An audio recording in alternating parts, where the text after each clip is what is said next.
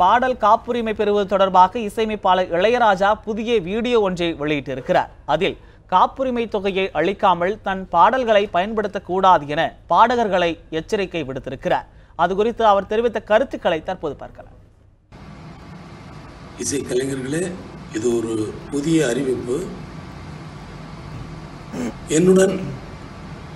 என்னிடம் முன் அனுமதி பெறாமல் என்னுடைய பாடல்களை பாட விரும்புகிற இசைக்கலைஞர்கள் முன் அனுமதி பெற்று அதற்குரிய விஷயங்களை முறைப்படி செய்துவிட்டு அதன் பின்னால் பாடுவது தான் முறையானதாகும். இல்லை என்றால் சட்டப்படி குற்றமாகும். என்னிடம் முன் அனுமதி பெறாமல் பாடுகிறவர்களோ இசைக்குழுவர்கள் வாசிக்கிறவர்களோ அப்படி செய்வது தவறு என்பதை நீங்கள் உணர வேண்டும். அப்படி செய்தால் நடவடிக்கை எடுக்கப்படும் என்பதை தெரிவித்துக் கொள்கிறேன். இதுவரை ஐபிஆர்எஸில் நான் மெம்பராக இருந்தேன்.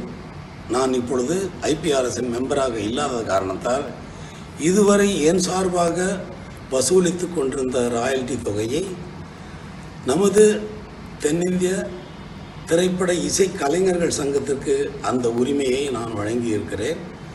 ஐபிஆர்எஸ்க்கு பதிலாக நமது இசை கலைஞர்கள் சங்கம் இந்த ராயல்டி தொகையை வசூல் செய்யும் என்பதையும் தெரிவித்துக் கொள்கிறேன்.